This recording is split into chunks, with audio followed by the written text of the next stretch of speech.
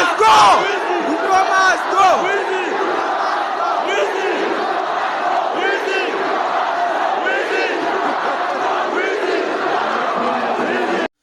Ladies and gentlemen, welcome to MJR YouTube channel for today's political analysis. I want to delve into this issue of Ruto must go. Ruto must go indeed is a slogan that was brought up during the Gen Z's uprising. And it has been marketed and popularized for almost a year now. And it has sunk into people's head, and it is going to be used largely in 2027 general election to campaign against President William Ruto and his government. Such slogans has been seen before. We remember in 2022, William Ruto crafted another slogan of dynasty versus hustlers, which he used and worked for him very well to defeat the Raila Odinga team and Uhuru Kenyatta, whom he labeled as the dynasties. There was another slogan that was used in the year 2007, and it was 42 against 1. So such slogans are never new, and such slogans have always been used to motivate and to spark up the spirit of revolution.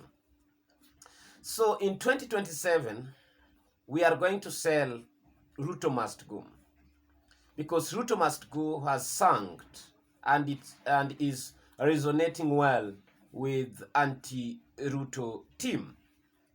But something is also cropping up, and those are the things I want to talk about. But before I do so, allow me to play for you a clip here by Deputy President Rigathi Gachagua. Sisi hatuna shida na mtu yeyote. Na tungetaka kuambia mkuu ya majeshi, General Kahariri, wewe ni mtoto wetu wa nyumbani. Please. The military is a respected organization in this country because it has conducted itself professionally since independence. And it's the only institution that the people of Kenya trust. Please, usilete siasa kwa mambo ya majeshi. Majeshi kazi yao ni kulinda Kenya from external enemies. And that is the work of the military. So wewe usiingizwe kwa mambo ya siasa ya William Ruto.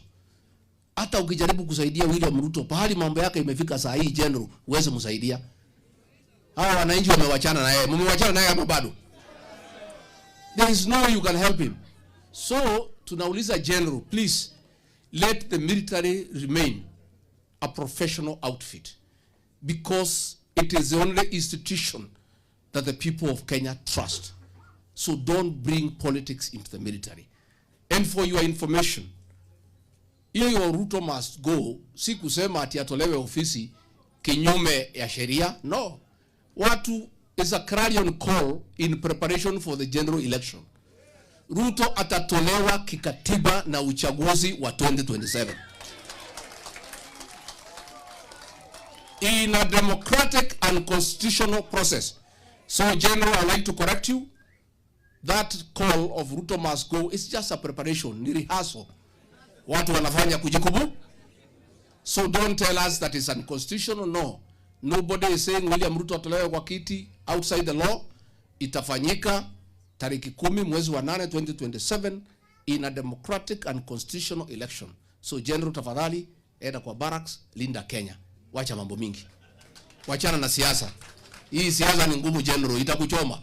Wachana naye. Wacha rais ajiulize kwa nini Wakenya wamemwacha. Ajiite kama mkutano kidogo ajiulize. Mbona hii watu ya Naivasha wali. So it is indeed clear that one thing will disturb us as days goes by. Do you see what I'm seeing, ladies and gentlemen? There are two things which I want to talk about as far as 2027 general election is concerned, and Kenyans must pay attention to this.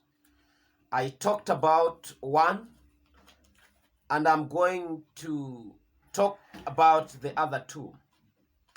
When Rigathi Gachagua mentioned the name of General Kiharari, and he tried to condemn what the general talked about, and the general, in his statement, he refuted the slogan, Ruto must go, and any plan to oust Ruto from office before 2027. His message was coded and clear that there is no any unconstitutional means that will be used to remove President William Ruto from office. You know, there are bloggers and politicians who have also sold hopes to Kenyans that Ruto might leave office as earlier before 2027. And that was what the general was trying to refute and to rub from your mentality and your mind. So there's no hope, there are no such hopes, there are no such plans. The military will remain steadfast, because he said that the work of the military is to protect and to defend the government of the day.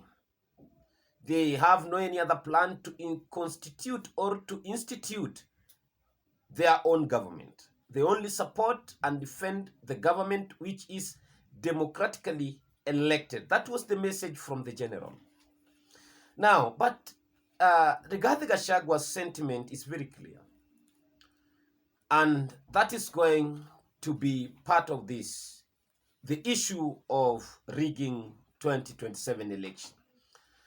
I did some live on this channel, for those who had followed this channel clearly or closely, that Kenyans must be very keen and watch out the process of constitution of the IEBC. This is where the election can be rigged and may be rigged and will be rigged, because it is very important to purge this institution with men and women of integrity. And it is also possible for the government of the day to influence the process, to purge this institution with men and women who will work in their favor and for their bid. That is possible. We've seen it before, and we can still see it. Because to rig democratic process, to rig and to defile Kenya's right in a constitutional way, then it must start by constituting this institution, independent institutions, by men and women who cannot stand for justice. So you should not be cheated that election can be won by popular votes. No, it can be rigged, and it can be rigged in a very professional way that you cannot detect, you cannot get evidence in the court of law. We've seen it before. So those who are anti-Ruto must start following this process now. And such claims has been raised by Stephen Kalonzo Musyoka, that there are plans to rig this election. And if they don't succeed to purge this institution by their men and women, then they can now influence the other processes. at the registration of voters, printing of this ballot, or to interfere with the BVR machines. And they can also sabotage the region where they feel that they don't have enough support or the stronghold of the opposition. So it is a long process. Rigging starts very early. So don't think that it will start or begin and ends at the counting of votes. No. It starts as early as now. Apart from the Gachagua sentiment, there is a plan, and political analysts will agree with me that bringing the military name into politics is not coincidence.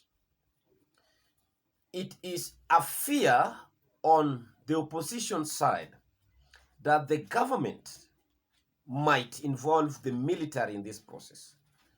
We've heard Raila Odinga complaining before about the military involvement into the rigging of the election.